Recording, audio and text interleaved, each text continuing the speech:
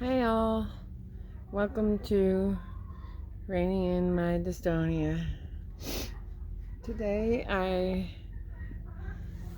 thought I'd take a break from getting ready for the winter weather and discuss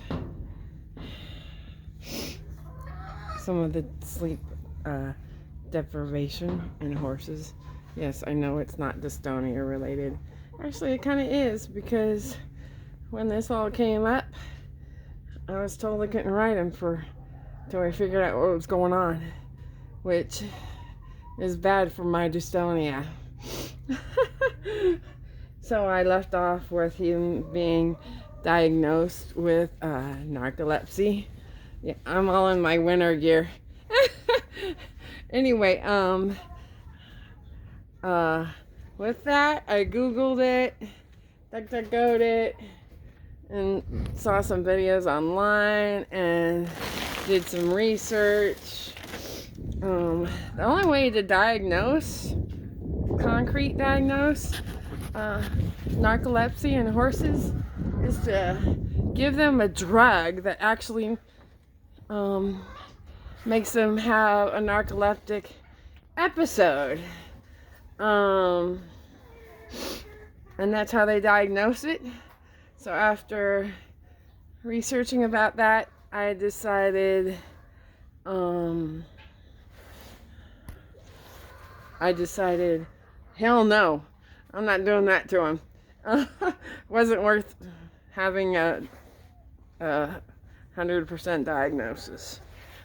You know, I haven't, there's nothing I've had to tell me for sure it's my dystonia, so I didn't see a reason to have something, give him some drugs to have a narcoleptic episode and then deal with that. I think there are some dangerous things to that, so we opted not to do that.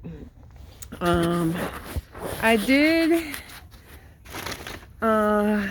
decide to get a second opinion, so I called one of the supposed better vets in town. In fact, because they do like cloning and shit, which I'm not for cloning horses at all. Animals, nothing. Anyway, so I did call them first, and the person that answered the phone said, well, what's going on, you know, and actually just said, well, what's going on? So I told what had been going on, which I need to talk about what was going on. But I talked about what was going on with the old man. This is the person that answered the phone. And she said, oh, well, that sounds like it's it. We don't need to see him.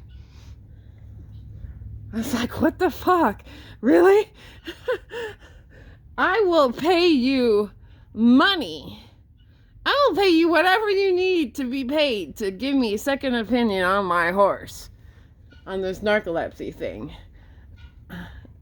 And I will bring him, I will do whatever I need to bring him in and see you guys for a second opinion. And no, that sounds like it's it. We don't need to see him. I think after that phone call, I started crying. Actually, I think I started crying again because they wouldn't even see him. So after I pulled myself together, I called another vet that was well liked in the area and made an appointment with them. And they took blood, ran some tests. They were thinking maybe EPM, which is a dangerous horse condition. It's a neurological horse condition. Imagine that. And then they checked some other stuff on him. I forget what. And they said, we'll run these tests. we talked a little bit about maybe sleep deprivation that he had when I told him what had been going on. And at that point, the vet said, don't ride him. Don't ride him until we figure out what's going on. Okay, well, my dystonia head went nuts. Like, no, I can't do that, you know? Because there had been an episode. He was basically he was basically still asleep when I was going to ride him, or riding him. So I will get into that in the next video, because I know you guys don't want me to go on too long. Anyway, he said, do not ride him until we figure out what's going on, because it could be dangerous. And I said, well, it can be dangerous for me not to ride. And he was my only horse at that point. Was he my only horse at that point? Yes, he was my only horse at that point. So I begged and pleaded with the vet. I said, I will bail off if anything goes wrong. I will make sure he's awake. You know, what do I need to do to have permission to ride? I know I could ride him. He's my horse. I don't have to listen to what the vet says. But anyway, I begged and pleaded, and he said, okay, but you know, you got to make sure he's awake. You know, be ready to protect yourself if he starts to go down or something, until we figure out what's going on. You know, or at least, well, no, until we figure out what's going on. So with that, we brought him home and waited for the tests to come back. I still rode him, and I started doing research on sleep deprivation in horses, which a lot of people are like, yeah, whatever.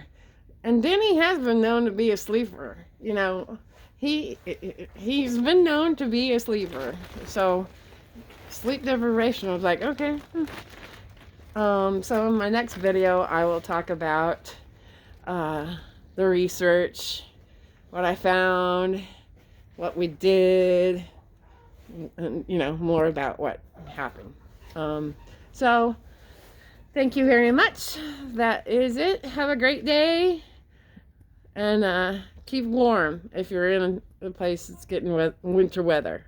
Bye all. Thank you.